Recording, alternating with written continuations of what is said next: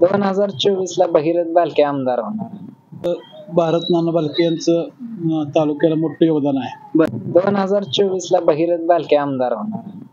का बर? याचं कारण असं आहे, विद्यमान आमदारानं साधारण आमच्या गावात 3 कोटीचा निधी सांगितला, पण प्रत्यक्षात काही तेवढी कामं झालेली नाही. त्यांनी स्वप्न दाखवले मोठे, मागील तर रस्ता मंजूर, पण प्रत्यक्षात कामं झाले नाही. त्यामुळे लोक विश्वास ठेवणार नाही. आणि सगळ्या राज्य सरकारच्या योजना ही सगळ्या गांडवागांडवीच्या आहेत. बर.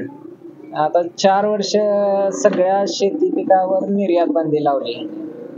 त्यामुळे शेतकऱ्यांचं प्रचंड नुकसान झालं. कुठल्याच शेतीमालाला हमी भाव मिळाला नाही. हे सगळ्यात मोठं दुःख आहे शेतकऱ्यांचं. आता ह्यांनी निवडणुका डोळ्यासमोर ठेवून निर्यात बंदी हटवली, तरी दूध पावडर निर्यात झाली नाही म्हणून दुधाचा दर आज 30च्या आतच आहे.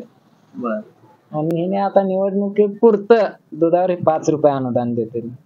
3 महिने दिले, 2 महिने दिले, शेतकऱ्यांची काय सुधारणा होणार नाही. त्यामुळे राज्यातच बदल होणार. आमच्या तालुक्यात तर होईलच, पण राज्यात बदल होणार. काय झालं राज्यात? राज्यात महाविकास आघाडी सरकार येईल. बर. कसं काय? बर, कसं काय म्हणजे सर्वसामान्य माणसांसाठी काहीच केलेलं नाही. आता तरुण वर्गासाठी आपण आपल्या उघड्या डोळ्यानं बघतोय की आपल्या कंपन्या बाहेरच्या राज्यात चालले, आणि आपले गृहमंत्री सांगतायत की महाराष्ट्र इन्व्हेस्टमेंट मध्ये 1 नंबरला आहे. मग आता कसं काय खरं वाटेल लोकांना? तुमचं मत कोणला यंदा? आमचं मत महाविकास आघाडीच्या उमेदवाराला. कोण असलं उमेदवार आपल्या पंढरपूर मंगळवेढा? भगीरथ बालके असेल. बर, असं वाटतंय? असं वाटतंय. बर. हो, काय वाटतं नाही तुम्हाला? काय नाही, महाविकास आघाडीचं वातावरण आहे राज्यात. बर. आणि आपल्या तालुक्यात महाविकास आघाडीचाच उमेदवार येणार निवडून. कोण उमेदवार असावा ते ठरवू दिले आता नेते पक्षशिस्त ठरवली. कोण असावा उमेदवार? काय वाटतंय?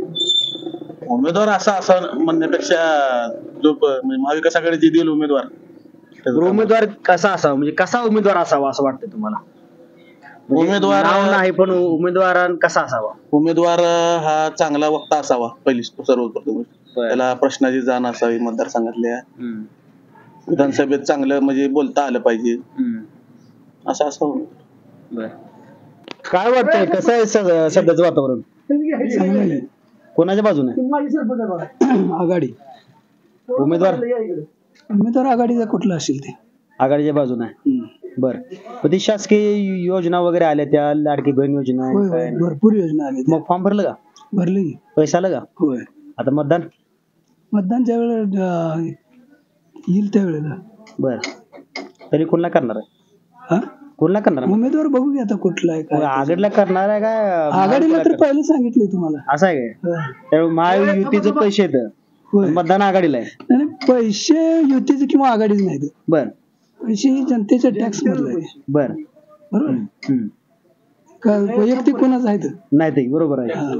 केवळ शासनाची योजना आहे, आणि सत्तेवरती महायुती असल्यामुळे आपण म्हणतो ह्या महायुतीचे पैसे येतात. तुम्ही म्हणताय. बरं, म्हणजे तुम्ही म्हणत नाही, जनता म्हणत नाही. जनता म्हणली पाहिजे. काय वाटतं दादा? काय नाही, येणाऱ्या विधानसभेत भारत नाना बालके यांचं तालुक्याला मोठं योगदान आहे. बर. आणि या गावासाठी नवसंजीवनी म्हणजे 12 बंधारे देऊन आजपर्यंत पिण्या प्रश्न लोकांचा, शेतीचा, ह्याचा बरेच 2-4 जागी सभा मंडप देऊन त्यांचं योगदान पूर्ण जे अपूर्ण काम आहे ती राहिली भगीरथ दादा या माध्यमातून आम्हाला पूर्ण करायची. आणि आता जे आहे सरकार आहे ते काय निक्या पोकाळ घोषणा, 500 कोटी आला, 3000 कोटी आला, 2000 कोटी आला, कागदावर जाय निक्का दिसायला कुठे दिसत नाही सध्या. बर. काम दिसलं पाहिजे लोकांना. तसं काय कामाचं काय ठोस काय दिसत नाही. कुठं तर रस्ता केला, त्यांचंच मशनी, त्यांचंच टिपर, त्यांचंच ठेकेदार, त्यांचं सगळं. दुसरं काय काम नाही. रस्ता झाला ते दुसरं काय काम नाही. कुठं तरी एका सभा मंडप झाला एवढंच. त्याच्या व्यतिरिक्त या चालू पद्धती काम नाही. तिसरा मुद्दा, मंगळा तालुका 2000 पाठीमागल्या काळात असा दुष्काळातून वगळला होता. त्या टायमाला भारत नानांनी बैलगाडी मोर्चा काढून सरकारला धारेवर धरून तालुका परत बसवला होता. तसं आता जे लोकप्रतिनिधी तालुका वगळला, शेजारचा तालुका सांगोला, पंढरपूर, माळशिरस या तालुक्यात सर्वांना हे मिळाला, दुष्काळग्रस्तात त्यांना हे केलं, आणि हा तालुका आणि शेतकरी आणि त्यांना वंचित ठेवलीत नाही. तसा हा लोकप्रतिनिधी आपल्यातून काहीच बोलला नाही त्यांना. सरकारला बोलला नाही बाबा ही आमचा तालुका का वगळला, पर्जन्यमान कमी असताना गेल्या वर्षी. मग जर लोकप्रतिनिधी जर शेतकऱ्यांच्या असं नुकसान झालेलं जर त्याची भरपाई मागत नसेल सरकारला, तर मग इथून पुढे लोकप्रतिनिधी कसं आपण काम करायचं.